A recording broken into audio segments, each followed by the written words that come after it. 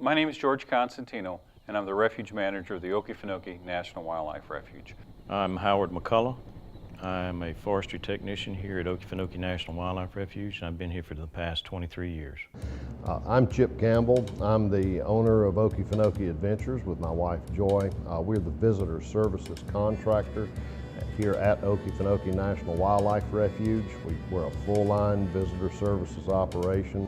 You know, it surprises people that fire is such a big feature in what is a wetland landscape, but believe me, you know, this is a landscape that can get very dry during years of drought because all of our water budget's coming from rainfall. It's not like rivers are dumping water constantly into this basin. You know, the swamp is basically a peatland that holds water like a sponge, and if you get less than normal rainfall, you know, that sponge begins to dry out. And we've gotten to the point already that when we were taking people out on tours, we weren't talking about if a fire starts, we were saying when a fire starts, because we knew it was going to be a matter of the first real active lightning system, and this place was going to be going up like tinder. And that's what happened.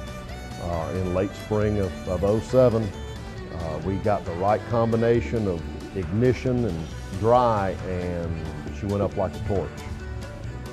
The fire actually got started way before our typical fire season. I mean, we're ready, we're getting ready, and we're thinking we have a month or two ahead of time before the lightning season starts.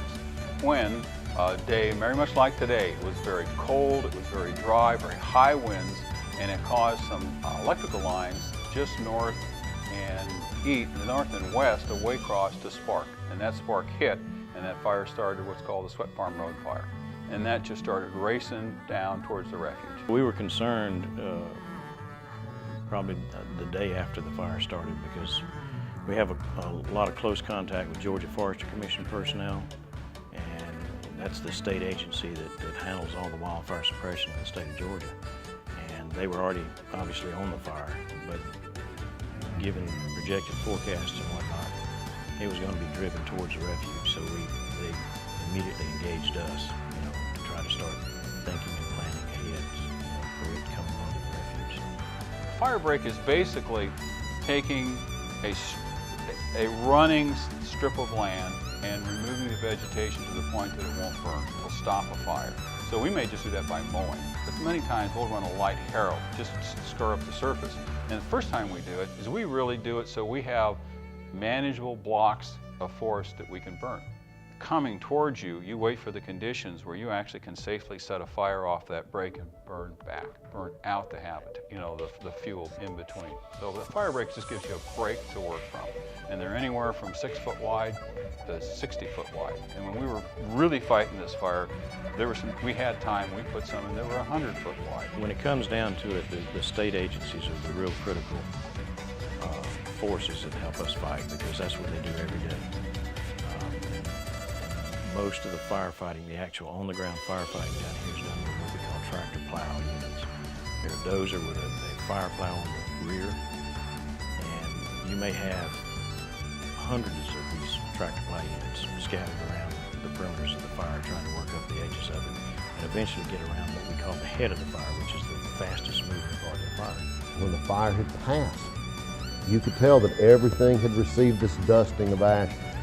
The grass all around this, it never has been greener than it was, you know, later on that summer after the rainfall, you know, laid that ash down in the grass. It was, you know, it did what we know it does. It created a nutrient release that acted like a fertilizer to the entire ecosystem.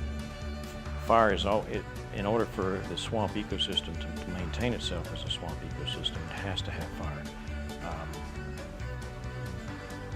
Historically, I think if you look at the records, these big fires occur, you know, roughly about every 20 to 30 years. And the communities continue to work. You know, it really strengthened the community's ability to deal with natural events. I mean, we are in a hurricane track. You know, we do have fires. And so in effect, all our local communities are much better able and staged to deal with the next whatever natural event's going to happen to us.